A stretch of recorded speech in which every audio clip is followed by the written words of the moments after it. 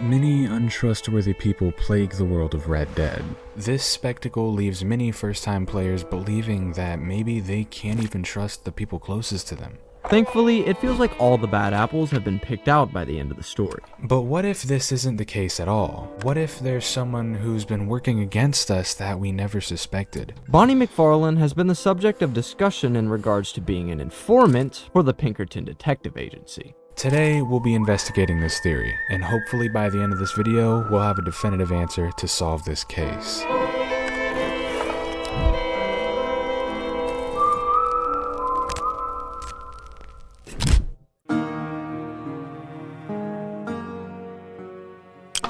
Bonnie McFarlane, who spent her whole life working on a ranch, was introduced in the series as John Marston's savior, after being shot by a Williamson gang member. Bonnie's father, Drew McFarlane, is a big-time ranch owner, which isn't an easy job, as they deal with diseases and bandits.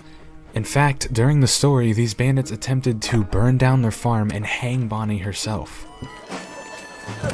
Besides this, they really don't have too much more involvement in the story of Red Dead. However, some people in the community have suspected Bonnie of foul play, specifically through some interesting theories on Reddit. An intrigued fan who's since deleted his account took to Reddit to write this: Theory/speculation, Bonnie McFarlane was a government agent in Red Dead 1. I'm aware that my theory cannot be posed on empirical terms, however, I rest the case that it will, at the very least, make for some interesting speculation around the idea, which I've surprisingly not seen anyone else suggest before, based on where I've looked. I believe that Bonnie McFarlane was a government agent working in connection to John Marston's case. I base this on the following. Bonnie went with the same train from Blackwater in the opening as John. She never mentions what her business was there, although she does briefly mention that she saw John there with Edgar and Archer, further confirming that she was indeed in Blackwater. Bonnie got off the train at McFarlane's ranch. She didn't follow John into Armadillo, yet there's such a strong possibility that she knew what his destination was, as it's so absurd to call it a coincidence that she just happened to go to Fort Mercer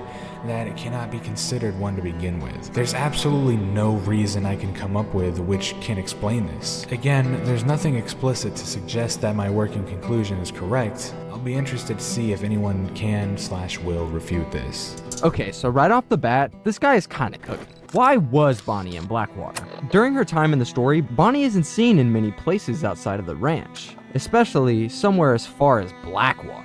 Also, a weird detail, she shifts positions on the train in the beginning. She only moved up a few seats, and this suited fella didn't go anywhere. So, who is he, and why did they do this? I simply couldn't tell you, but I'm sure Rockstar wouldn't do this without a reason. They both get off in Armadillo, and it seems like Bonnie follows John to Fort Mercer where he is shot. But she arrives here with Amos, which means she went to Armadillo, then met up with Amos in Armadillo to follow John. Or she got off the train in Armadillo, went back to the ranch, got Amos, and magically ended up at Fort Mercer where little old John Marston, who happened to be on the same train as her, was found dying of lead poisoning. There's quite literally nothing that can be said to refute this. But also, there's no evidence to back this up completely. It's just strange. The final interaction between John and Bonnie is brought up in one of these posts. It basically talks about how Bonnie's personality in the scene seems off when meeting Abigail. It also brings up a line of dialogue where Abigail says her and Jack couldn't have been held too far from their own ranch. And with the proximity of the McFarlane's ranch, he came to the conclusion that Abigail and Jack were held at the McFarlane's ranch. Bro did not cook. Theory debunked. So we're immediately just gonna rule that one out. We have pretty much full access to all the buildings on the ranch, and John's family is nowhere to be seen. Bad theory. Very bad. Okay, let's really break this down. Small but tough rancher girl, never really leaves her ranch, happens to see John in Blackwater, even makes a mental note of it to tell John later. She's seen on this train with a man that looks like he would fit right in with the Pinkertons. Yeah, I know this is a pretty average attire in 1907, but I mean, come on. There are so many vacant seats on this train. Why is this man sitting next to Bonnie? And why does Bonnie get up with no other purpose than to move seats? This guy didn't go anywhere, and Bonnie just moves seats. Bonnie shows up to Fort Mercer again, with Amos in a wagon, and I mean seriously, what business does Bonnie and Amos have to be out here? There's nothing here besides Fort Mercer. It's out of the way from Armadillo and way out of the way from the ranch. Another interesting detail is how Bonnie kind of puts the pressure on John to talk about what he's doing and why he's there. And I mean, yeah, you just saved this guy. It's not unreasonable to ask questions, but it just seems a little sus.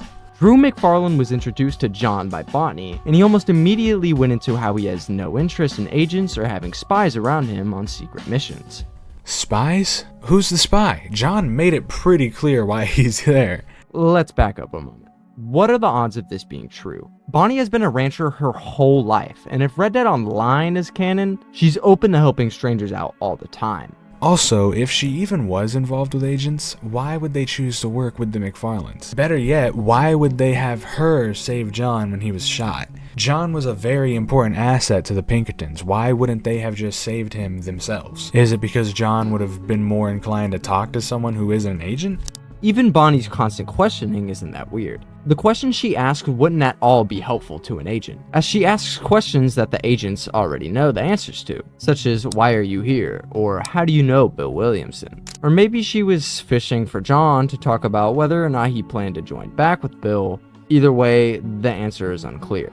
Overall, with all of this information together, our verdict is yes, Bonnie could have very possibly been in talks with Pinkerton agents. Jake from the beginning of the game was also in talk with agents. It's the whole reason John was tasked to meet up with him. Jake was also asking questions to John about Bill. This shows that the Pinkertons didn't tell Jake about John, so why would they tell Bonnie?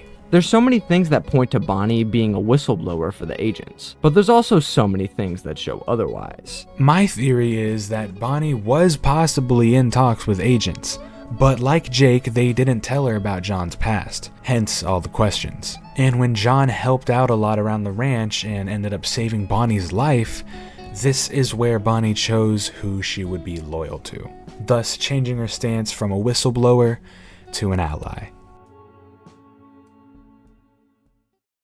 Oh, I'm about to fart. I'm gonna fart into the microphone. Oh, it kept coming out. Damn, I should have kept my booty hole up to it.